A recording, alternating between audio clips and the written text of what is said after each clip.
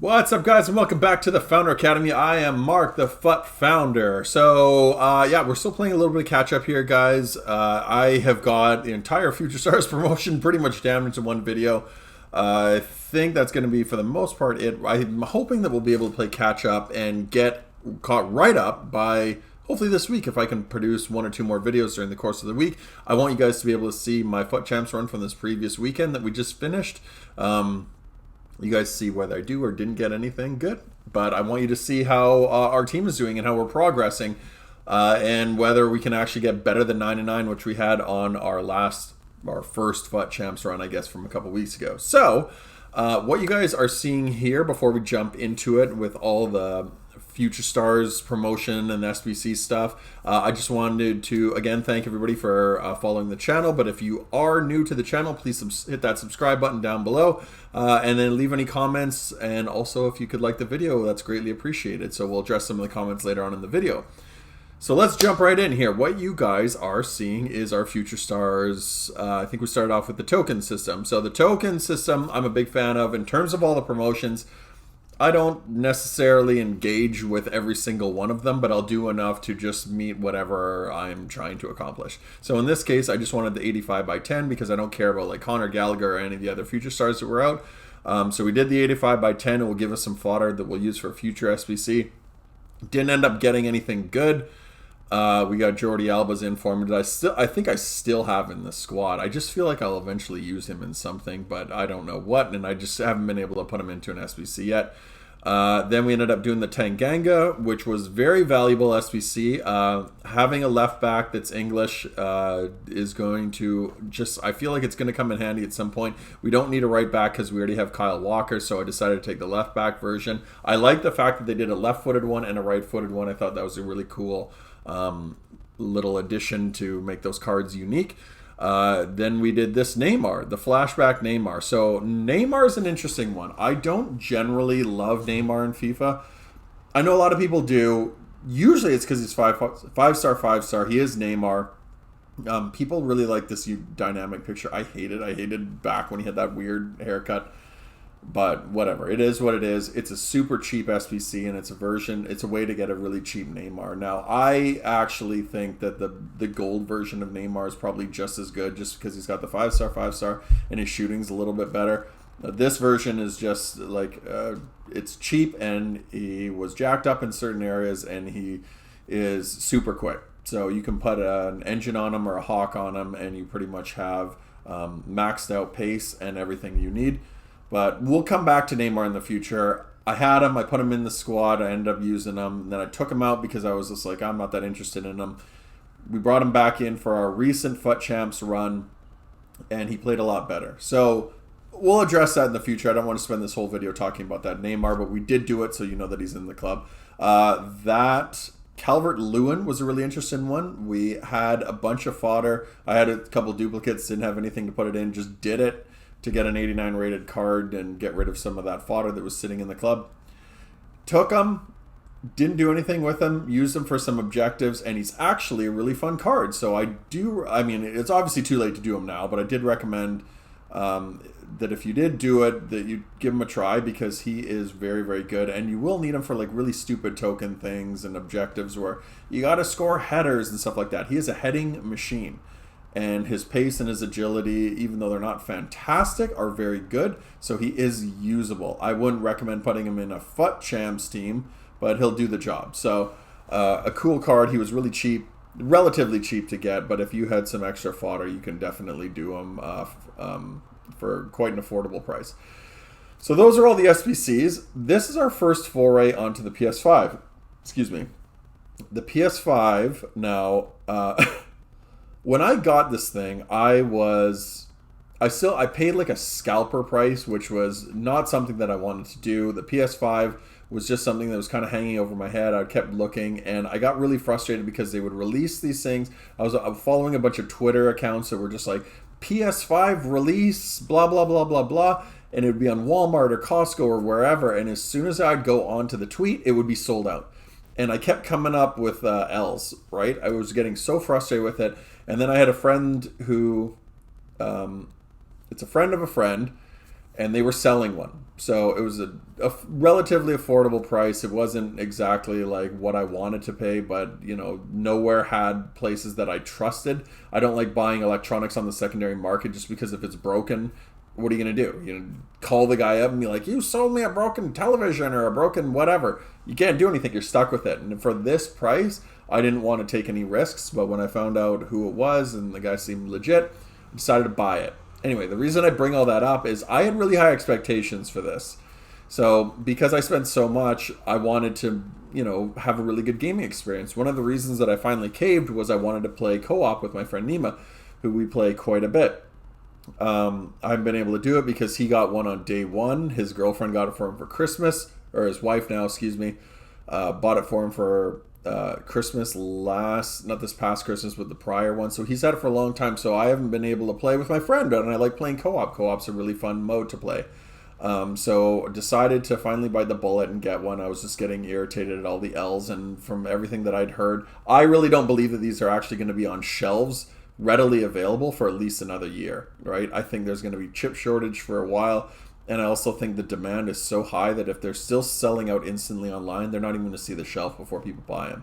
So if you are thinking about getting one, look at your options, because if you're just trying to find one, if you can hold out, right? Because we'll get into why you can probably hold out in a second, but I just don't think it's necessarily something that you have to get right away. I just thought it was going to be something that I was going to be more interested in. Now, I am using it every day. I am playing, but I am playing the PS4 version. And the reason that I'm playing the PS4 version more often is because of what you guys are seeing here. So there's a lot of learnings that I took from this. So when I got the PS5, I got FIFA the same day because I was like, gotta get the PS5 version of FIFA. It's pretty much the only game I play. 99% of my gaming is FIFA related. So I'll just get the version. It was a no-brainer. As soon as I popped it in, the narrative, now this is a couple weeks back, mind you, right? This is during Future Stars. The narrative at that point was that this game is terrible, and I didn't really understand why people were saying that. Oh, it's drop back, and it's awful, and oh, it's unplayable. And I didn't get it because I was playing the PS4 version on a PS4. I hadn't gotten the PS5 yet. So when I finally got the PS5 and popped in the PS5 version, I saw what people were complaining about. The things that immediately stood out, one is that everybody just plays drop back. And the reason that they play drop back, which is very annoying in general, is it essentially allows the defense to clog up the box, and it auto defends. And the reason that the reason people do that is because unlike PS4, where you have a crazy amount of control and you can left stick dribble, which is the way I like to play, you can't do that in the PS5 version, at least on that patch, because the players would overcompensate. They would take heavy touches and the defenders were cleaning it up. So when you have 9 men behind the ball, you essentially have to wiggle through with what a player feels like is on ice skates to try to get through them all. It was impossible to dribble through. I was getting irate at it. So that was one of them. 2, defensively, if you are trying to control manual defense, the players do this. They swing. They don't cut back. You can't play man-to-man. They overcompensate both ways. So people just let the computer defend. They just go constant pressure or whatever, or just drop back and have a million men sitting behind the ball, and you can't wiggle through because your defenders they don't respond tight enough. The dribbling is essentially non-existent. So if you guys see a lot of the goals, right, I'm trying to dribble, but like look at how heavy the touches are. And then they'll take these touches that jump 2 or 3 feet away, and then you just have to smash a panic shot or else you're going to lose your possession, right? So that's another one. A third one is that people are just constantly cutting at the top of the box and always trying those those finesse shots that arc. The Nepenthes shot is what I like to call it, and I'm not trying to hate on him by any means, but I know he gets a lot of grief for it because if you watch his videos, he's really good at them, but like they just cut in and they do it from the edge of the area and bend it in. They try to bend it into the far post. I despise that shot. I don't hate the player, hate the game type of deal, but at the same time, it's frustrating because people will just run up on breakaways and then they'll stop and then cut across and finesse it. Like, it's just ridiculous nonsense. And then the third one is that for whatever reason, midfield through balls always work like way too well. So you could have 2 defenders there and you could just have a striker who's on the shoulder of the defender. They just smash a through ball and it will bend perfectly. And the only player that reacts to it, even though the defender's backtracking, the striker will just run onto it perfectly and smash a shot in. You guys probably saw that with the first game that we were playing. We ended up losing 2-1 because I didn't know that. I didn't know that that was one of the things that was overpowered. But he literally just hit through ball from like almost just past midfield, and it just perfectly found its way into his Mauro Cardi. He runs in, and my keeper just does one of those. He just falls over, the guy shoots it right at the keeper, and it just goes up and over and into the net. And we end up losing 2-1 because of it. So needless to say, I was very, very frustrated. This opponent, this guy was really annoying to play, but we got a little lucky there. We ended up making it 4-3, and this was just like the tightest game that I think we had played all day. It was just back and forth, him and myself, and we were just going back and forth, 3-3. I think he was up 3-1, and then we ended up making it 4-3 or 5-3 or whatever. But like, look at that, like that. There wasn't really a lot of skill. It was just a pass that just found its way perfectly. None of the defenders intercepted that. That pass shouldn't have gone through, but that's just me trying to adapt to the meta of this game. And then at the very end here, we're trying to wiggle through. I just wanted one nice goal, but as you guys can tell, the keeper just pops it back to Neymar and I just smash it into the empty net. So it was just annoying. Like I couldn't play the way I wanted to play, and I was just getting very, very frustrated playing it. We do end up getting the win there, 6-3 over the opponent, but it was an unsatisfying 6-3. So for the PS5 version, going forward, they have patched it. They patched it a few days ago. The PS4 version is going to be what we're going to play most of our games on. The next episode is going to be a co-op one where I'm playing almost all my games with Nima, my friend, and we are going to be playing on the PS5 because that's the only way we can play. But the PS4 version for most of our solo gameplay is going to be on that.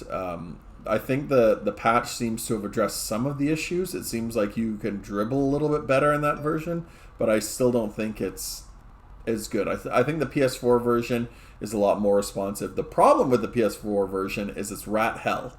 So what I mean by that is when you go into FUT Champs, this FUT Champs that I was playing, every single team was just absolutely stacked. You don't come across any crappy teams. Like every single one has got like team of the years and icons, and it's just like literally every team is so powered, so overpowered. And then the second thing is like everybody plays the same way. So like there's no bad opponents. At least it feels that way anyway. I don't know where they are or if it's just skill-based matchmaking, but I felt like in previous FIFAs you'd come up against the odd bad player. Not this year, man. You come up against animals every single game. Every game was just super sweaty this past weekend playing FUT Champs. I really don't want to do it again. One of the reasons that I did it was I just needed my 13 wins, which you can get from the playoffs and from the weekend league. So hopefully we can just utilize the playoffs to offset any shortcomings we have from the weekend league.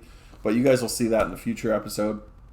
It's just I need a 13 because I need 6 tokens, and then that will leave me with just the 5 to do for offline, which are just, if I'm doing a token, I don't want to think about it. I just want to kind of go and mindlessly get it. I don't want to sit there sweating, feeling the pressure of having to win or having to do an objective in order to get the token. So that was the only online related one. And the reason that we're trying to get 11 is I want that Cafu. I want Prime Cafu. Even though I don't really need him, I do want to get that Prime Cafu. So this was our third opponent.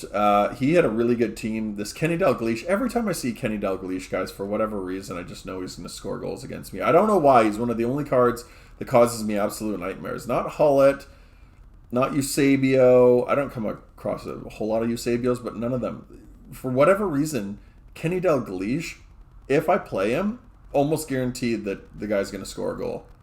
I don't know why. He just is one of my kryptonites in FIFA in general. He's always been like that. He always scores goals against me. Another really annoying card to play against actually is that Guendouzi. He's like a poor man's Hullet. I still don't want him, but for whatever reason, he's just a very, very good card. He's all over the field all the time. So this guy ends up going up 3-2. Really strange goal. Of course, Kenny Dalglish scores again. And then late in the game, we're just ultra attacking. We're just high pressure here, and we end up making it 3-3. So this game, Serginho Dest, actually, very fantastic card. I use him as a CDM. I do highly recommend him. If you have him, try and use him as a CDM. He's like João Cancelo, not the red card that João Cancelo just got, but you guys know what I mean. Like, he's like a card that's a wing back that you can put in the middle. Anyway, going back to that game, we were 3-3, and I ended up wanting to go into a tackle, and I just found that the game was so unresponsive. By the time I hit slide tackle, the guy had pulled away, and he ends up tripping him. I was so annoyed, guys. I never rage quit, ever. Never rage quit. That is the first rage quit I did, and I apologize to my opponent that I did it at 3-3. I know that's a bit of a rat move, so I take full responsibility for that one. You guys have seen almost every online game that I played this entire year. I never do that. I never rage quit against opponents, even if I'm losing like 8-0. I'll just still try to play and get back in the game. I'd rather lose 8-2 than 8-0, right? Like, I always try to at least score some goals. It's just the way I like to play. I don't believe in quitting out. I think that I'd like to get the coins, and I just think it, teaches you how to play against really sweaty players. It just makes you better. However, against that guy, when that slide tackle went in, I was so irritated, not at him, but at the PS5 version, that I just quit. This is a PS4 game that you guys are seeing now, because I quit, I took it out, and I said, I am not playing this until they, 1, patch it, and or 2, I'm playing co-op with my friend. I do not want to play the PS5 version unless I know that it's going to be playable. But it's going to take a lot for me to get to that point. I did play some co-op post-patch recently with Nima, and it felt a little bit better, but it's still not to the level that PS4 is. From my understanding, I don't know if this is correct, but the PS4 version is a couple patches ahead, if I'm not mistaken. You guys can correct me on that. I don't know. Tell me if I'm right or wrong on that. But from what I understand, that was what I was under the impression it was, is that the PS4 version is just patches ahead. But I don't feel like the PS4 version was ever to the degree that the PS5 was. My assumption is that they're just totally independent. I don't think that the patches necessarily address the same bug issues, because, look, one's PS4, one's PS5, they don't have the same bugs. But the way the game is coded, they tried to keep it similar, and certain things on the PS5 version just broke. I really wish they just rewrote it. I would like them to rewrite the coding. This Frostbite engine is just way, way outdated. It did its job, but it's about 4 years behind the curve, right? They really need to rewrite this thing. I've said, I'm not going to get into a morale issue, but the fact that, in my personal opinion, is still in the game code just talks to the fact of how outdated this game code is. They've been using it for so long that there's so much old coding in there that the game needs to they need to rewrite it from scratch. You can use certain elements of it, but they need to rework this, right? It's just so riddled with garbage. This is a perfect example. We're up 4-1 against this guy. He just pauses it, goes whatever changes he makes, lobs it like a KSI lob. My defender does one of those ones where he jumps up to collect it with his foot, and the guy just runs through and steals it off of his foot. My team of the year, Marquinhos, right? I'm trying to head pass it. He literally jumps up to collect it, and then as the ball's coming down on his foot, the guy just runs through, takes it, and then he goes ultra attacking here, a little lob, collects it. The only player that reacts is, of course, his player, takes it down perfectly and smashes it in. I'm not mad at him. It's just the fact that, this can be so game breaking that I can't get out of it. It causes me to have to, you guys will see what I have to do in order to just finish this game off at the very end. Sorry, I thought I was going to sneeze there. You guys see here what I have to do, right? Because every time that I was trying to play a pass, if my player would take a heavy touch, well, he would take a heavy touch. He would take a touch.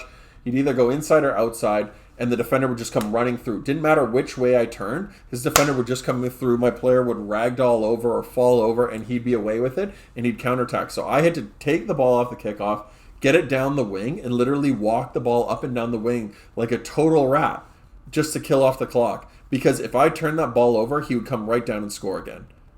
Right? The fact that stuff is in the game is crazy, because I don't want to play like that. Nobody does. Nobody wants to do that. I would love to play attacking football right to the end. But you have to do it in order to win, because winning is all that matters in this game. It is. There's no fun. You can't play for fun. It doesn't exist. No game mode allows you to do that. Right? Friendlies are not friendlies, right? They are complete this objective, win at all costs. You only have a certain amount of things that you, or a certain amount of attempts that you can do to win. And you always have to do something, right? The only game mode where you can technically play for fun would be classic match, and nobody's in it. I've tried to go in it before, and you can't go into it. Like there's no, like you won't, nobody will come into it. The only two players that I've ever gone into contact with, one, the guy was like, he must have been like a, not even a pro, he had to have at least been elite division, but he had like total team of the year and icon. It looked like Bateson's team. And I just ended up getting smacked by him. And then the other opponent I came across was some guy that looked like he had never played this game before in his life, and we ended up just murking him about 20-0. If you think back, and this is the old man yelling at clouds now, if you look back at the old FIFAs, like the really old ones, like the 09s, 10, 11, they only had two modes. One was tournament and one was play now, right? Play online game. The online single match was great. You just get your team and you go on and you play a game. There was no pressure. There was nothing. I loved just classic match. But they don't encourage that because like people just want cards. This is just a card collecting game now. So unfortunately, the idea of like the single match is just dead. So there's no fun. You can't have fun playing it. Plus, even then, like everyone just gets mad at you if you're beating them. They just quit out. So as soon as you go up 2-3-0, once I got that messy, rage quit machine. People just quit. Which in FUT Champs is great because it means that you can like get through your FUT Champs games much quicker. People quit. But when you're trying to play like, you know, just a game that's fun, you can't do it anymore. Like Divisions is not fun. Divisions is horrifying because you're literally playing yourself every single game, right? It's not a fun game mode. You just skill-based matchmake yourself right into whatever division you are. If you're Division 3, you're playing Division 3. If you're Division 7, you're playing Division 7.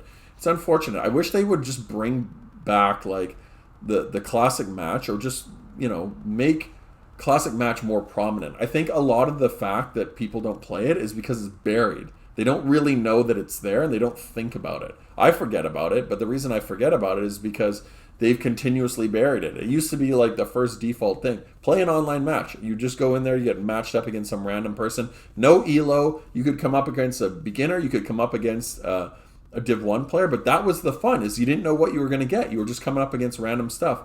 And I like that from a classic match standpoint, but it's so buried and there's no point to playing it because you don't get any like rewards or anything for it. So people don't play it. They feel like it's an empty game mode that has no value, which it is. It doesn't have anything, but it was fun to play because you'd come up against really hard players. You'd come up against really bad players. You'd come up against everything in between, and it just added a level of variety that doesn't exist anymore. And I wish they would bring that back. The other one was tournaments. Tournaments were a lot of fun. Again, just make it random. Don't make it ELO based, guys. Get rid of ELO. You can have it in divisions. You can have it in FUT Champs that you like work your way into. If you're 10-0, play other 10-0 people. But get rid of it in every single game mode outside of that. Like, the reason that people don't mind friendlies is because you're coming up against random people. You don't know how good or how bad they are. That's why people say it's the most fun. But the problem is you go into friendlies only because you're just like, oh, I got to get this objective done. So you're forcing yourself to try to score headers or crosses or dumb stuff. And I wish they would just get rid of that because it was so much more fun to just play when it wasn't an issue. When you could just go in and just have fun playing it. Anyway, this game, if you ever need an example of, like, I don't believe in scripting, but if you ever need an example of DDA, this is it. This game was, you'll see what happens, the result with this. This was such a weird opponent to play. This guy was crazy aggressive with his keeper, but he would bring the keeper out and then this would happen. A player default goes into the net, and for whatever reason, when your keeper is out, a player goes into the net, like you guys will see there, it automatically goes into the net, and then shots 99% of the time go straight to that player. For whatever reason, the DDA of shooting falls through the floor when the keeper's out of the net, and you can't score, right? Instead, this guy does one of those stupid little give-and-go lobs that just breaks the game. It falls perfectly. My keeper gets caught in no man's land, right here, right? The keeper's never going to stop that. And even though the lob wasn't good, the keeper did one of those where he just falls and it just goes right over him. It doesn't force a save. Then I tried to do one of those skip pass like through balls. The skip pass through ball, if it's in behind the defender, it's going to go to the keeper. So through balls into the box will go into the keeper's hands. It's crazy, like, again, not scripted, but the way the game's coded. If you're going to play a through ball into the box, the keeper's going to come collect it. But if you lob through ball it in, the defenders don't identify it and the keeper doesn't understand what's happening. So you can actually lob it into the box and it actually plays a perfect through ball. It's really stupid. I wish they would just address that, but again, as long as Frostbite is the game engine, that's just going to be in the coding. They got to rework it. They got to reset and rewrite this entire game, right? Like I don't want to say I have high hopes for 23 because I don't trust EA to make a game that's really good. It's made to make money, right? And I'm not mad at them for that. I understand from working there, it's a business. They care more about making money than they do about like the quality. They can say, oh yeah, we care about the quality of the game, but they care about the quality of the game because a good game makes money, right? But if you said like, hey, lob through balls are in the game, but you can still make zillions of dollars. Oh yeah, well whatever. Who cares about? We just won't address it. Conspiracy of silence, right? Which is, we've talked about that in the past. Conspiracy of silence is basically if something bad is happening to your company, just don't say anything. Right? So they are notorious for it. So we are 3-3 with this opponent. Then he ends up going very, very aggressive on the attack. As you guys can see there, really idiotic chance. And then we get this one. I thought this was the game over. Somehow, I was in shock at that. Pulls the keeper out of the net. Messy, open net, misses the net high. Then this guy does this double cross. Okay, double cross. He crosses it and then crosses it again, and nobody identifies it. What did I say before about lob through balls and crosses and stuff like that? If you put the ball up in the air, they don't identify it. This guy was all over. He was panicking. Then we get another chance here. Wide empty net. Kante misses the net. In retrospect, should I have taken it and walked it in and tried to take a shot? Maybe, but then the defender gives him more time to come out and put my player under pressure, so the shooting accuracy. He's got a wide empty net. And then finally this one. I wanted that pass. I had literally Torres right there. The guy was just running players to get him into the net. I just wanted to make a simple pass to Torres, have him turn and pass it into the net. As soon as I hit pass, here's the wall. Torres is right here. As soon as I hit pass, Torres does this. He moves behind the wall, so the pass goes into the defenders. And then they just clear and the guy ends in the game. So, like, look. Sour grapes aside, you tell me that there's no DDA in there. 2 empty nets that were missed, and then as soon as I get the chance to make one simple pass, my player moves behind the wall. Like, I don't care about the result. It doesn't matter to me, but like, they wonder why people rage. They rage at stuff like that. Because that is nonsense. It's literally nonsense. Like, that's crazy to me. That you look at that and you see like, hey, I want to make a simple pass. Okay, well, I pass it. Oh no, I'm going to move in behind the defender. Why would you move behind the defender? But the guy double crosses it. None of the players react to it. Like, it's riddled with just garbage and aids. Like this, the game code is just so. I don't like to say it's a bad game because I've never really been that guy to jump down EA's throat for making a bad game. I know how hard it is to produce a game, but this game is just riddled with garbage.